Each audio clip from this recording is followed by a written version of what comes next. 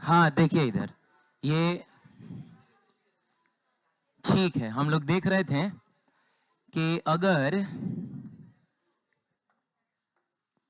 अगर मान लीजिए किसी पार्टिकल को 60 मीटर पर सेकंड की स्पीड से फेंका गया ना, और हवा प्रेजेंट है, और हवा की वजह से जो एक्सेलरेशन प्रोड्यूस हो रहा है वो कितना हो रहा है, 2 मीटर पर सेकंड स्क्वायर। ठीक है, हवा कुछ एक्स्ट्रा फोर्स लगाएगा ना, तो उस फोर्स की वजह से बाबू, फोर्स की वजह से एक्सेलरेशन भी होगा, तो वो है 2 मीटर पर सेकंड स्क्वायर। हम ये बात जानते हैं कि हवा वाला जो एक्सेलरेशन होता है वो वेलोसिटी के ऑपोजिट डायरेक्शन में होता है। ऊपर जाते समय बताइए वेलोसिटी किधर है, ऊपर है, तो हवा वाला एक्सेलरेशन कहाँ होगा, नीचे होगा। अब नीचे दो दो एक्सेलरेशन हो गया, एक तो एक्सेलरेशन ड्यू टू ग्रेविटी जो कि लगभग 10 मीटर पर सेकंड स्क्वायर हम लोग लेते थे, और दूसरा कौन सा, एयर के रेजिस्टेंस की वजह से जो एक्सेलरेशन आ रहा है, दोनों मिल के कितना हो जाएगा, 12 मीटर पर सेकंड स्क्वायर ना। तो मैं आपसे कह रहा था कि अगर हवा नहीं होता तो बताइए इसकी वेलोसिटी हर सेकंड कितनी कम होती, 10 मीटर पर सेकंड कम होती। जा, हवा के होने की वजह से अब इस वेलोसिटी हर सेकंड कितनी कम होगी। तो आपको नहीं लग रहा है कि पहले इसको लगता है 6 सेकंड रुकने में, अभी ये 5 सेकंड में ही रुक जाएगा। ये समझ में आ रहा है? बताओ, विदाउट एयर, ये मैं विदाउट एयर लिख रहा हूँ, बिना हवा के मैक्सिमम हाइट ये कितना अटेन करता है, तो यू स्क्वायर बाई 2g। तो यू स्क्वायर बाई 2g का मतलब हुआ 60 गुना 60 डिवाइडेड बाई 2 गुना कितना, 10। बताओ मिला जुला के कितना आ रहा है, 180 मीटर ये ऊपर जाता रे बाबू। लेकिन विथ, ये विदाउट एयर था, विथ एयर मान लो एयर अब की बार प्रेजेंट है, दूसरे वाले केस में एयर प्रेजेंट है। अब बताइए जो मैक्सिमम हाइट होगा तो वो होगा आपका यू स्क्वायर बाई 2g, लेकिन g की जगह पे अब की बार हम लोग 10 मीटर पर सेकंड स्क्वायर लिखेंगे कि 12 मीटर पर सेकंड स्क्वायर लिखेंगे, 12 मीटर पर सेकंड स्क्वायर ना लिखेंगे। ये नहीं समझ में आ रहा है बाबू? फॉर्मूला जो होता है ना यू स्क्वायर बाई 2g, उसमें यही ना नेट एक्सेलरेशन होता है। तो अब की बार नेट एक्सेलरेशन 10 ना होके कितना है, 12 है। तो बताइए, तो 60 गुना 60 डिवाइडेड बाई 2 गुना 12 जब आप करिएगा कितना आएगा। तो इससे कंक्लूजन ये निकला कि हवा के प्रेजेंट में अगर आप इसको ऊपर फेंकिएगा ना, तो ये टाइम में भी जल्दी रुक जाएगा और हाइट में भी जल्दी रुक जाएगा, ये उतना ऊपर नहीं जाएगा। बिना हवा के 180 मीटर गया था, हवा है तो बस 150 मीटर जाएगा। क्लियर है? कोई डाउट इसमें? अब देखते हैं वापस आने में इसको कितना समय लगेगा। अब हम डाउनवर्ड जर्नी की बात करते हैं। तो बाबू, डाउनवर्ड जर्नी का मतलब हुआ कि अब हम यहां से वापस आएंगे, तो हमको पता है कि ये जो हाइट है वो 150 मीटर ही ना है। नहीं समझे? 150 मीटर है। अरे हवा है भाई, तो ये 150 मीटर ही ना ऊपर गया है, अब वापस आने वाला है। ठीक है, इनिशियल वेलोसिटी हम लोग कितना ले लेंगे, क्योंकि यहां जाने के बाद वो रुका है, अब वो फिर वापस लौटेगा, तो इनिशियल वेलोसिटी 0। एक्सेलरेशन देखते हैं, तो पार्टिकल ऊपर जा रहा है चाहे नीचे जा रहा है, एक्सेलरेशन ड्यू टू ग्रेविटी हमेशा कहाँ होता है, 10 मीटर पर सेकेंड। लेकिन अब की बार पार्टिकल नीचे आ रहा है, तो हवा का रेजिस्टेंस कहाँ लगेगा, तो 2 मीटर पर सेकेंड स्क्वायर एयर का जो रेजिस्टेंस की वजह से एक्सेलरेशन होगा वो कहाँ होगा। तो नेट एक्सेलरेशन बताओ बाबू किधर, 8 मीटर पर सेकेंड स्क्वायर किधर, नहीं समझ में आ रहा है, 8 मीटर पर सेकेंड स्क्वायर नीचे की तरफ होगा। यानी जितनी तेजी से इसकी स्पीड घटी थी उतनी तेजी से बढ़ेगी नहीं। घटा था हर सेकंड 12 मीटर पर सेकंड, बढ़ रहा है हर सेकंड बस 8 मीटर पर सेकंड। अरे बोलो, तो तुमको नहीं लग रहा है कि नीचे आने में समय काफी ज्यादा लग जाएगा? तो कोई बात नहीं है, आराम से हम लोग देख लेते हैं कि कितना समय लगेगा। तो आपको याद है टी इज इक्वल टू हुआ करता था √2h/g। तो 2 तो ठीक है, h की जगह पे तो 100, लेकिन g की जगह पे 10 ना रख के अब की बार बिना हवा के नीचे एक्सेलरेशन 10 ना हुआ करता था, लेकिन हवा आ जाने की वजह से अब जो एक्सेलरेशन है वो कितना है, 8 है। तो √2h/g की जगह पे बस आप 8 रखिए। थोड़ा काट कूट के बताइए नहीं कितना आ रहा है, अंडर रूट, हाँ 75/2 ऐसा आ रहा है, 75/2 ऐसा आ रहा है, सॉरी 75/2 ऐसा आ रहा है। बोलो ना। अच्छा बढ़िया है। तो 75/2 लगभग लगभग में कितना आएगा? 37 पॉइंट समथिंग। तो मिला जुला के लगभग लगभग ये कुछ 6 पॉइंट समथिंग नहीं आ जाएगा? अरे अंडर रूट 36 होता है, ये अंडर रूट 37.5 लिखा हुआ है तो 6 से थोड़ा ज्यादा होगा, मान के चला जाए 6.5 कहां से चला जाएगा रे? हाँ मैक्सिमम हमको लग रहा है 6.1 या 6.2 सेकंड लगेगा इसको, तो मान के चलिए 6.2 सेकंड ले लिया जाए। नहीं समझे आप? तो आप बताइए कि ऊपर जाने में समय लगा था बस 5 सेकंड। नहीं समझे? ऊपर जाने में कितना समय लगा था? 5 सेकंड, क्योंकि हर सेकंड इसकी स्पीड 12 मीटर पर सेकंड ना कम हो रही है।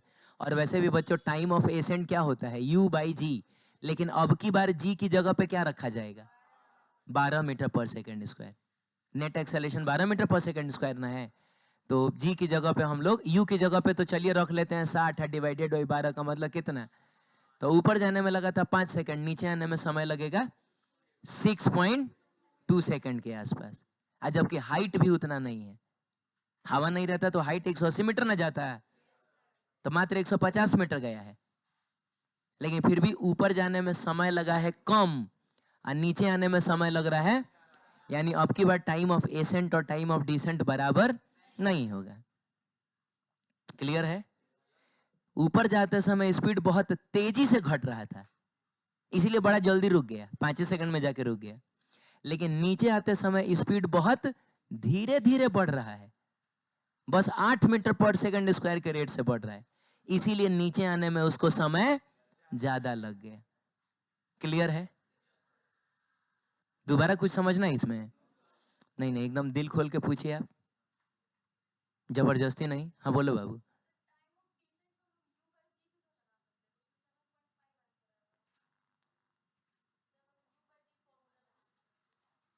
ना ना ना ना ना, बैठो बताता हूँ क्या है। U/G टाइम ऑफ डिसेंट हमने निकाला कैसे था? U/G टाइम ऑफ डिसेंट हमने निकाला कैसे था? तो पहले हमने निकाला था टाइम ऑफ एसेंट, बोलो। हाँ, उसके बाद निकाला था टोटल टाइम ऑफ फ्लाइट, तो टोटल टाइम ऑफ फ्लाइट आया था 2U/, याद आ रहा है? तब ना हमने कहा था कि यार टोटल टाइम ऑफ फ्लाइट लग रहा है 2U/G और टाइम ऑफ एसेंट है U/G, इसका मतलब टाइम ऑफ डिसेंट भी होगा U/। यहां पर क्या हमने टोटल टाइम ऑफ फ्लाइट निकाला है? और हम टोटल टाइम ऑफ फ्लाइट निकाल भी नहीं सकते हैं। काहे? पता है क्यों नहीं निकाल सकते हैं? क्योंकि आपको याद होगा जब पहली बार हम लोगों ने टोटल टाइम ऑफ फ्लाइट निकाला था, एक बार में होल मोशन लिया था, पूरा मोशन लिया था। हमने बोला था इनिशियल वेलोसिटी है u और डिस्प्लेसमेंट कितना बोला था? 0। नहीं समझ में आया? और एक्सेलरेशन नीचे की तरफ जी लिया था। अब की बार इस सिचुएशन में हम एक बार में होल मोशन ले ही नहीं सकते हैं। वजह यह है कि जाते समय एक्सेलरेशन कुछ और है, आते समय एक्सेलरेशन कुछ और है। बोलिए ना। हवा अगर नहीं रहेगा ना, तो जाते समय आते समय एक्सेलरेशन सेम होगा। कितना होगा? 10 मीटर पर सेकंड स्क्वायर। किधर होगा? नीचे होगा। लेकिन चूंकि जाते समय एक्सेलरेशन है नीचे की तरफ 12 मीटर पर सेकंड स्क्वायर, आते समय एक्सेलरेशन है नीचे की तरफ 8 मीटर पर सेकंड स्क्वायर, इसीलिए हम एक बार में होल मोशन नहीं लेंगे। तो वो U/G टाइम ऑफ डिसेंट यहां काम नहीं आएगा। एक बार फिर से बता दूं, पिछली बार U/G टाइम ऑफ डिसेंट हमने कैसे निकाला था? Total time of flight minus time of accent करके। यहां पे हम टोटल टाइम ऑफ फ्लाइट एक बार में निकाल ही नहीं सकते हैं। आप समझ रहे हैं? तो जब निकाल ही नहीं सकते हैं तो टाइम ऑफ एसेंट उसमें से हम घटाएंगे कैसे? अब फिर U/G आएगा कैसे? तो इसीलिए अपवर्ड मोशन को अलग से सॉल्व करिए, डाउनवर्ड मोशन को अलग से सॉल्व करिए। क्लियर है? हाँ। और यहाँ पर क्या लग रहा है? Time of ascent time of descent बराबर नहीं ना है, तो कैसे बोल देंगे टाइम ऑफ एसेंट U/G या टाइम ऑफ डिसेंट भी U/G? क्लियर? चलिए, हो जाएगा ना? तो यही सारी बातें बाबू यहाँ लिखी होंगी, आप पढ़ लीजिएगा। आगे पढ़ के मैं समझा दूं जल्दी से, पढ़ के बता दूं? हाँ बोलो ना। यस सर, आप लोग बोल रहे हैं। If a particle is projected vertically upward in the presence of क्या? then the time of ascent is less than that of time of descent. Time of ascent कम होगा। अभी के एग्जाम्पल में टाइम ऑफ एसेंट 5 सेकंड आया था और time of decent 6.2 second आया था कि नहीं? वो बोल रहा है because during the upward motion the air resistance acts vertically. हवा का रेजिस्टेंस कहाँ होगा? नीचे की तरफ होगा अपवर्ड मोशन में ना, in the direction of gravitational force. यानी अब नीचे दो को फोर्स लग रहा है, ग्रेविटेशनल फोर्स भी लग रहा है और हवा का रेजिस्टेंस भी लग रहा है। तो दो लोग पकड़ के खींच रहा है तो जल्दी ना रुक जाएगा, वही बात है। सो net force on the particle increases, net force पहले से ज्यादा हो जाएगा and the speed of the particle decreases very rapid. Rapidly का मतलब है बड़ा तेजी से। पहले 10 मीटर पर सेकंड के रेट से कम हो रहा था, पर सेकंड स्क्वायर के रेट से कम हो रहा था, अब 12 मीटर पर सेकंड स्क्वायर के रेट से ना कम हो रहा था, तो बड़ा तेजी से कम होगा। लेकिन ड्यूरिंग डाउनवर्ड मोशन, जब मोशन कैसा होगा? डाउनवर्ड होगा, the air resistance act vertically upward. Particle जब नीचे जा रहा है तो हवा का रेजिस्टेंस अब कहाँ लगेगा? ऊपर लगेगा। तो ग्रेविटेशनल फोर्स है नीचे, हवा का रेजिस्टेंस है ऊपर, नेट फोर्स अब पहले से कम ना हो जाएगा? तो वही चीज होगा in the opposite direction of gravitational force. ऊपर का डायरेक्शन ग्रेविटेशनल फोर्स के ऑपोजिट डायरेक्शन में। So net force on the particle decreases, ठीक है? हाँ, and then speed of the particle increases. Particle का स्पीड बढ़ेगा लेकिन विथ स्लो रेट। आप देख रहे थे मात्र 8 मीटर पर सेकंड स्क्वायर के रेट से बढ़ रहा था, ठीक है? तो चूंकि धीरे धीरे बढ़ रहा है ना, इसीलिए बेचारे को ज्यादा समय लग जाएगा। So particle will take more time, उसको ज्यादा समय लग जाएगा to travel the same height in its downward journey. ऊपर का 150 मीटर जो था मात्र 5 सेकंड में वो उसने कवर किया था, लेकिन वापसी का 150 मीटर उसको 6.2 सेकंड लग गया था। क्लियर है? चलिए आगे बढ़ते हैं। अगला टॉपिक है Galileo's law of odd number. Galileo जो थे ना, कहाँ के थे? एक गैलीलियो कहाँ के थे? कहीं के होंगे।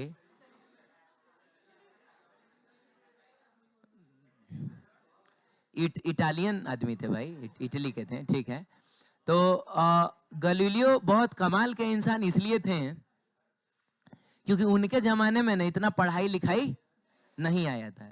गैलीलियो के बाद न्यूटन आए थे, आपको पता है? गैलीलियो पुराने जमाने के आदमी है, न्यूटन बाद के। तो न्यूटन है तब ना वो ग्रेविटी वगैरह का सब खोज वोज किए हैं। लेकिन गैलीलियो जो थे बिना पढ़ाई लिखाई के सिर्फ एक्सपेरिमेंट कर कर के चीजों को बताते थे। तो गैलीलियो ने एक बहुत कमाल का चीज ऑब्जर्व किया जो आज तक हम लोग कैलकुलेशंस में यूज करते हैं ना, जिसको कहा गया Galileo's law of odd number. आप अपनी किताब में देखिए, ये टॉपिक लिखा होगा, गैलीलियोज लॉ ऑफ क्या? Odd number.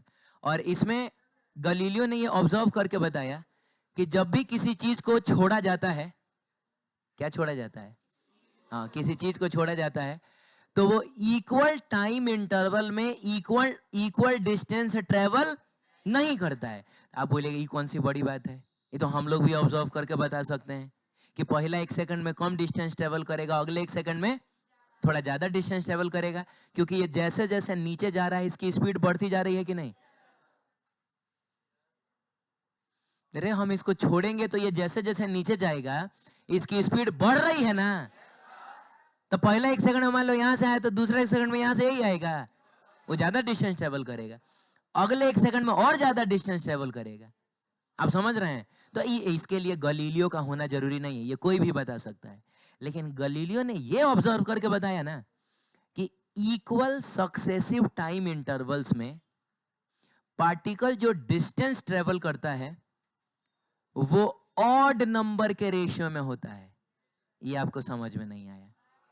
मैं आपको समझाता हूं। मान लीजिए कि रुक रुक रुक रुक हाँ, मान लीजिए कि एक पार्टिकल है, अभी इसको हम छोड़ने वाले हैं, तो छोड़ेंगे तो क्या होगा? नीचे आएगा और लगातार इसकी स्पीड भी बढ़ती जाएगी।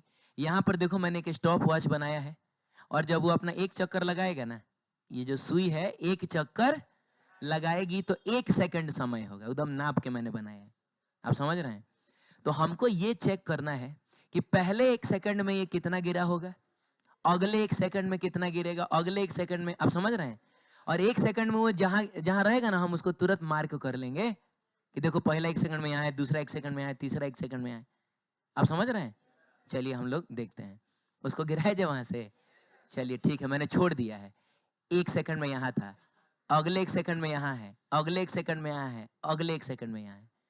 ये आपको नहीं समझ में आया? फिर से पहुंचा दिया मैं। फिर से ना, जब 1 सेकंड होगा तो आप भी कुछ ऐसा आवाज निकालिएगा। कौन सा आवाज निकालोगे? अपने हिसाब से, ठीक है। हाँ, मैं छोड़ूंगा, जैसे ही छोड़ूंगा ये स्टॉप वॉच ऑन हो जाएगा। चलो ठीक है, 1 2 3 रेडी। चुप। 1, दूसरा सेकंड, तीसरा सेकंड और चौथा सेकंड। आप समझ रहे हैं? तो मेरे कहने का मतलब है कि पहले 1 सेकंड में आप देख रहे होंगे उसने कम डिस्टेंस ट्रेवल किया है, अगले 1 सेकंड में नहीं, आपने ये ऑब्जर्व किया था ना कि टाइम इंटरवल हम लोग सेम ले रहे हैं। हर 1 सेकंड पे यहां मार्किंग की जा रही थी। फिर से नहीं, तो ये पूरा एनिमेशन होने में 4 सेकंड का समय लगा है, लेकिन इसको बनाने में हमको 1 घंटा से ऊपर लगा है। ये पूरा बनाने में, हाँ ना रहने दो, चलो ठीक है।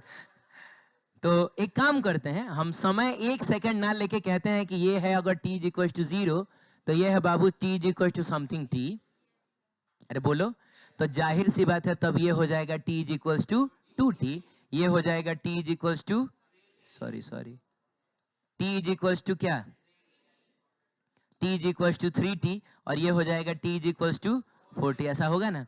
यानी अगर हम टाइम इंटरवल की बात करें तो ये भी t टाइम है, यहां से यहां तक भी, फिर यहां से यहां तक भी कितना t टाइम ही लगा होगा, और ये बाबू यहां से लेकर यहां तक भी कितना लगा होगा, t ही टाइम ना लगा होगा। तो क्या इक्वल टाइम इंटरवल में इसने इक्वल डिस्टेंस ट्रेवल किया है? ना, इसमें उसने आपको साफ साफ दिख रहा होगा कि कम डिस्टेंस ट्रेवल किया है, तो इसमें थोड़ा ज्यादा, इसमें तो बाबू और भी ज्यादा, और इसमें तो देखा जाए तो सबसे ज्यादा, मतलब इन 3 टाइम इंटरवल्स में सबसे ज्यादा। सॉरी, ये x4 ना होगा, x4 हो जाएगा ये वाला। अरे ये 3 ही है, थोड़ा पूंछ कट गया था बेचारे का, लेकिन 3 है। क्लियर है? हाँ, तो गलीलियो ने ये बताया ना कि ये जो डिस्टेंसेस हैं x1 x2 x3 x4 जो कि इक्वल टाइम इंटरवल्स में ट्रेवल्ड हुए हैं, इनका जो रेशियो होगा, यानी x1 x2 x3 क्या, x4 एंड सो ऑन, आगे भी आप बढ़ सकते हैं, वो होगा 1:3:5:7 एंड सो ऑन।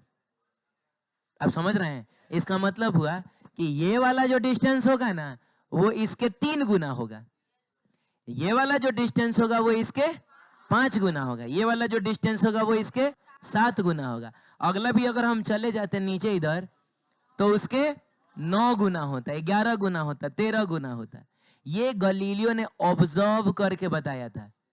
उस सही में कोई चीज ऐसा छोड़ते होंगे, एक स्टॉप वॉच लिए होंगे, ऐसे दाब दाब के देखते होंगे कि कितने टाइम में वो कहाँ जा रहा है।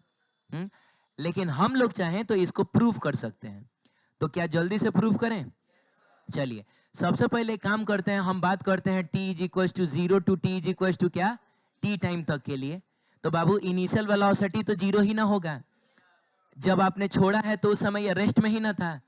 इनिशियल वेलोसिटी 0, बताइए एक्सेलरेशन कितना हो जाएगा जी? एक काम किया जाए, चूंकि सब कुछ नीचे ही हो रहा है ना, तो नीचे के डायरेक्शन को ही हम लोग पॉजिटिव मान लेते हैं, तो काहे के लिए -g लिखेंगे, +g लिखते हैं। बताइए टाइम कितना लगा है? टाइम तो खैर t लगा है, और डिस्प्लेसमेंट को हम लोग x1 ना कह रहे हैं। फॉर्मूला कौन सा लगाया जाए? s = ut + ½ t²। तो बाबू s की जगह पे x1, u की जगह पे 0, तो पूरा का पूरा ut हो गया 0। हाफ लिखोगे, a की जगह g लिखोगे, t का स्क्वायर लिखोगे। चलो एक काम करते हैं, हम बात करते हैं t = 0 to t = 2t के लिए। t = 0 to t = 2t का मतलब हुआ यहां से लेके यहां तक। नहीं समझ में आया? तो इनिशियल वेलोसिटी तो बाबू 0 ही लिया जाएगा, यानी वो यही रहेगा। एक्सेलरेशन तो g ही लिया जाएगा, बस टाइम हम लोग कितना लेंगे, 2t लेंगे। और डिस्प्लेसमेंट जो है वो x1 + x2 ना है, तो डिस्प्लेसमेंट की जगह पे x1 + x2। अब लिखा जाए s बराबर ut plus half A T square. तो बाबू s की जगह पे x1 प्लस x2, u की जगह पे 0, तो ut गायब, बस लिखा जाए हाफ a की जगह g और t की जगह पे 2t का स्क्वायर। बताइए ये 4t स्क्वायर हो जाएगा? तो कट के ना चाहिए, काम करो, रुको एक मिनट, x1 तुमने पहले से निकाल रखा है हाफ जी टी स्क्वायर, तो इस x1 की जगह पे हम लोग हाफ जी टी स्क्वायर रखें, इस हाफ जी टी स्क्वायर को उधर भेजा जाए, तो बताइए x2 इज इक्वल टू कितना होगा? यहां से देखो तुमको मिल रहा है 4 into half G T square, और ये भी तो हाफ जी टी स्क्वायर है, तो उधर जाके माइनस हो जाएगा। तो एक बात बताओ, 4 हाफ जी टी स्क्वायर में से हाफ जी टी स्क्वायर घटाओगे तो 3 हाफ जी टी स्क्वायर ही ना मिलेगा तुमको। मैंने कहने का मतलब है कि अगर ये half G T square x है तो 4x में से x घटाओगे तो 3x ही ना मिलेगा जा। तो अगर ये डिस्टेंस x है तो ये डिस्टेंस होगा 3x। एक काम करते हैं, लगे हाथों हम लोग t is equal to 0 to t is equal to 3t तक के लिए निकालें। तो अब की बार हम यहां से लेकर कहां तक देख रहे हैं? यहां तक देख रहे हैं। इनिशियल वेलोसिटी एक बार फिर से कितना लिया जाएगा, क्योंकि इनिशियल पोजीशन तो हम इसी को ना मान रहे अभी भी 0। एक्सेलरेशन कितना? अभी भी g होगा, लेकिन बाबू टाइम हम कितना लेने वाले हैं? 3t। और डिस्प्लेसमेंट कितना होगा? तो यहां से लेकर यहां तक का डिस्प्लेसमेंट है x1 plus x2 plus x3, तो ये हो जाएगा x1 प्लस x2 प्लस, अब s बराबर ut plus half A T square. तो s की जगह पे रखा जाए x1 प्लस x2 प्लस क्या, u तो बेचारा 0 है, तो पूरा का पूरा ut खत्म, लेकिन हाफ a की जगह g और t की जगह 3t का स्क्वायर ना करोगे? यही ना करोगे? चलो बाबू बताओ, x1 कितना था? Half G T square. x क्या हो गया यार, सॉरी, x2 ना था ये? हाँ, x2 कितना था? 3 into half G T square. तो हाफ जी टी स्क्वायर और 3 into half G T square मिलके 4 into half G T square होगा। इस 4 into half G T square को आप उधर लेके जाइए, तो इस साइड में खाली क्या बचेगा? इस साइड में खाली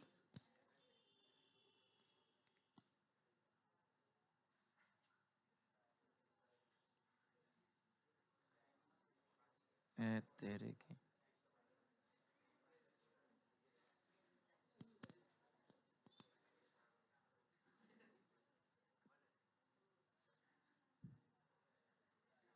हाँ, इस साइड में x3 बचेगा।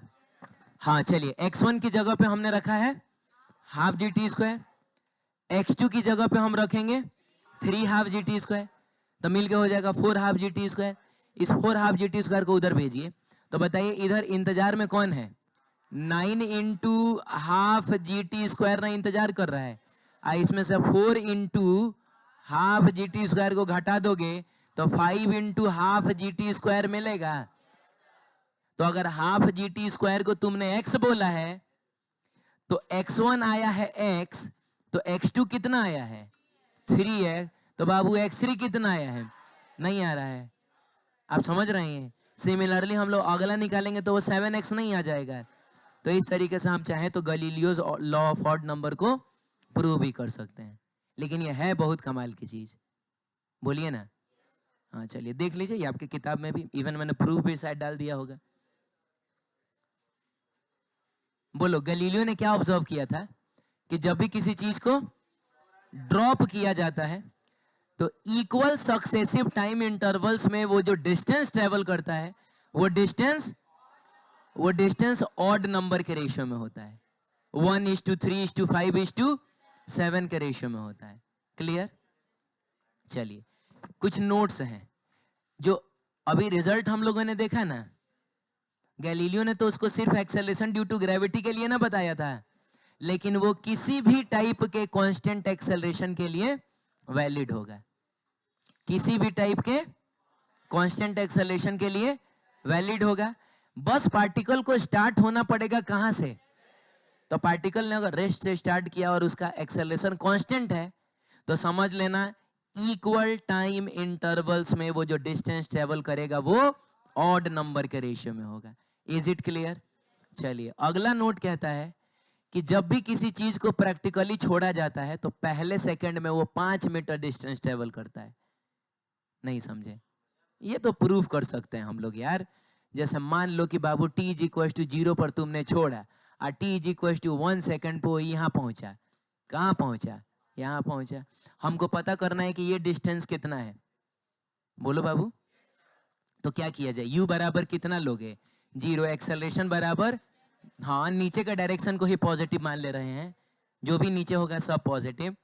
तो डिस्प्लेसमेंट को अगर हम लोग x1 बोल दें हैं और टाइम हमने 1 सेकंड लिया है तो x1 यानी कि s बराबर ut plus half at square. u तो आपका 0 है तो हाफ हाफ होगा, a की जगह 10 होगा और 1 का स्क्वायर करिएगा। क्या ये 5 मीटर नहीं आया? आया ना 5 मीटर। अगले 1 सेकंड में आप बताइए कितना डिस्टेंस ट्रेवल करेगा? अरे ऑड नंबर का रेशियो होगा भाई। तो पहला 1 सेकंड में 5 मीटर, तो अगले 1 सेकंड में 15, अगले 1 सेकंड में 25 मीटर, अगले 1 सेकंड में 35 मीटर। ये समझ रहे हैं? नहीं नहीं, 1 मिनट रुकिए रुकिए, प्रूफ करें।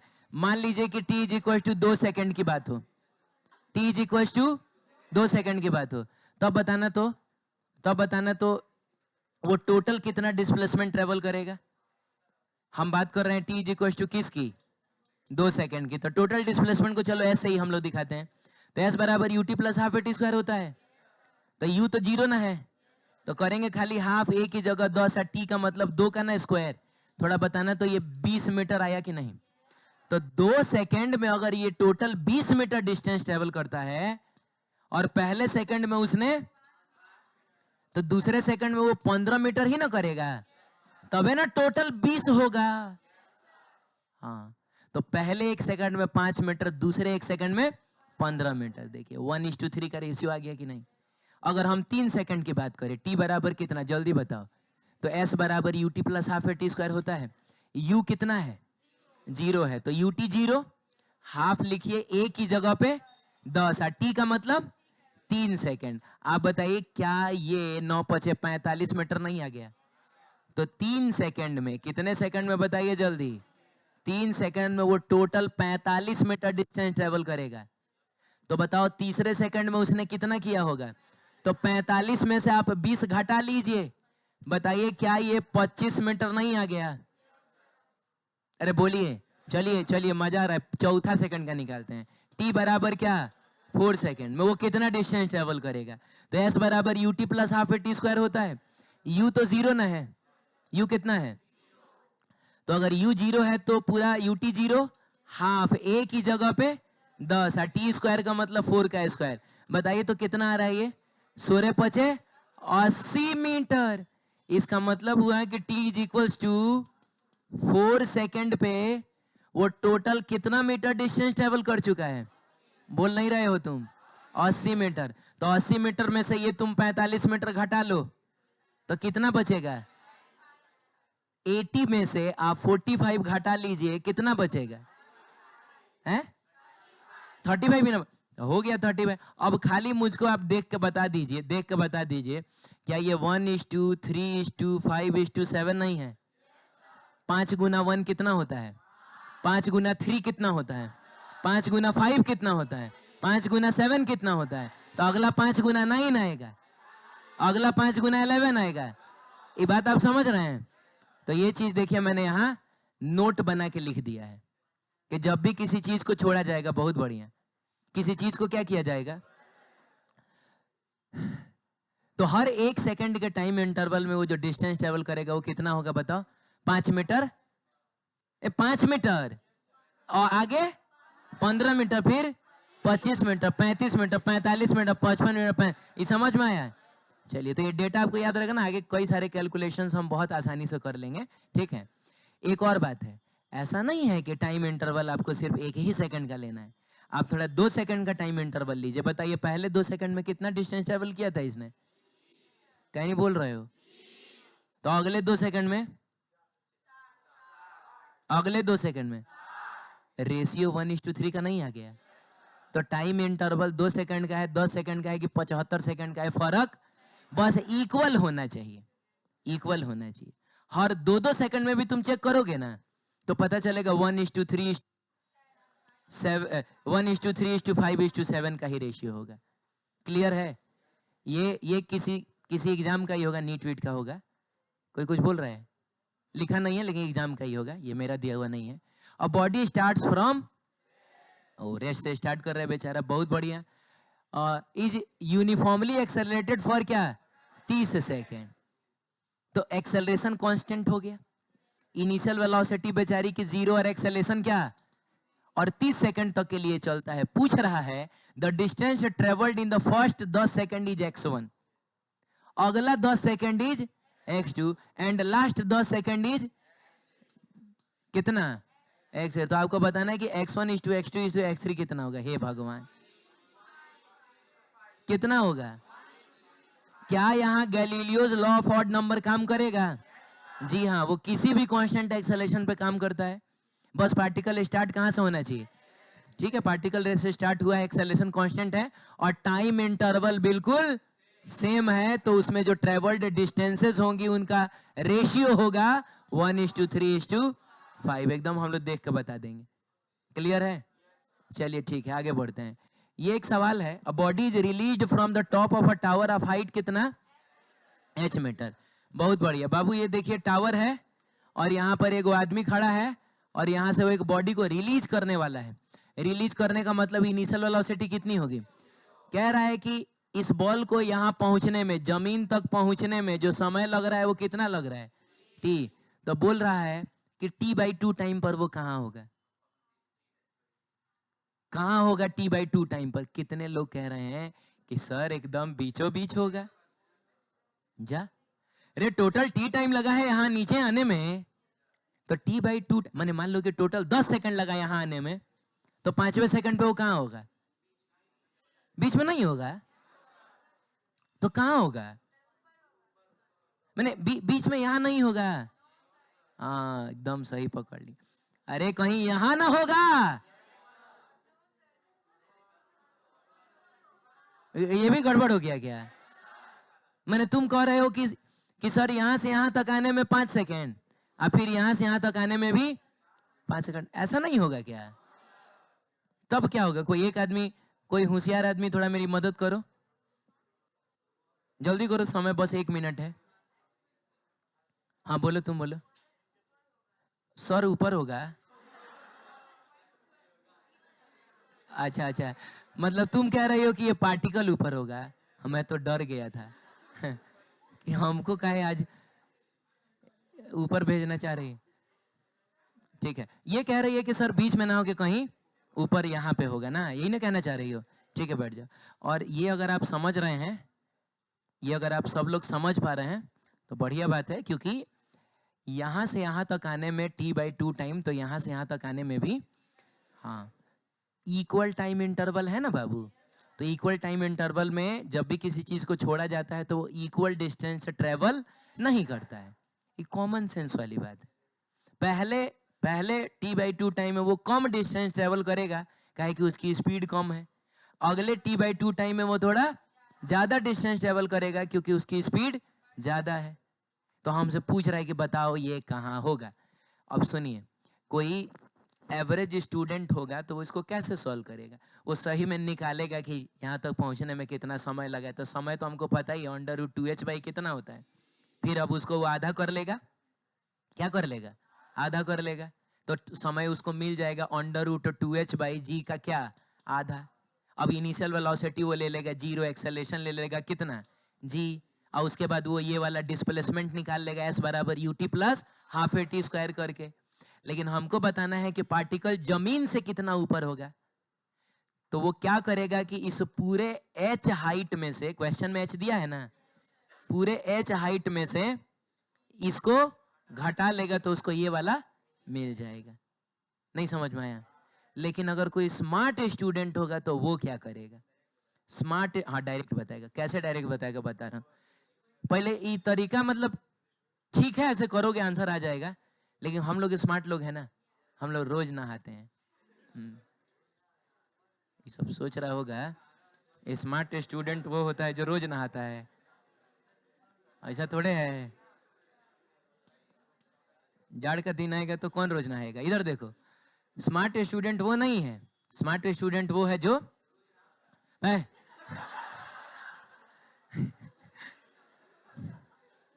जो बिना लेंदी कैलकुलेशन का बता दे। अब बस अब देखिए अगले 30 सेकंड में आंसर आने वाला है।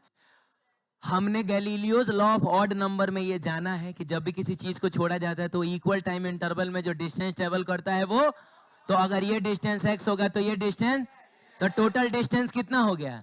क्वेश्चन के हिसाब से वो कितना है, यानी x बराबर हो गया h बाई, पता चल गया ये वाला डिस्टेंस h बाई 4 है, ये वाला डिस्टेंस 3h बाई। जा तुमको नहीं समझ में आया, एक मिनट फिर से देखो। ये टाइम इंटरवल और ये टाइम इंटरवल इक्वल है। इक्वल टाइम इंटरवल में पार्टिकल जो डिस्टेंस ट्रेवल करता है वो ऑड नंबर के रेशियो में होता है। तो अगर इस डिस्टेंस को हमने x कहा तो ये डिस्टेंस 3x हो जाएगा। तो टोटल डिस्टेंस कितना हो गया? क्वेश्चन के हिसाब से 4x किसके बराबर होना चाहिए? तो 4x बराबर h, तो x बराबर h बाई 4। लेकिन हमको तो ये ना बताना है कि पार्टिकल जमीन से कितना ऊपर है। तो पार्टिकल जमीन से 3x ऊपर है, x की जगह पे कितना h बाई 4 डाल दीजिए, आंसर आ गया है। अब बता दीजिएगा पार्टिकल अभी जमीन से 3h बाई 4 डिस्टेंस ऊपर है। तो ये है Galileo's law of odd number का कमाल। समझ रहे हैं? चलिए ठीक है।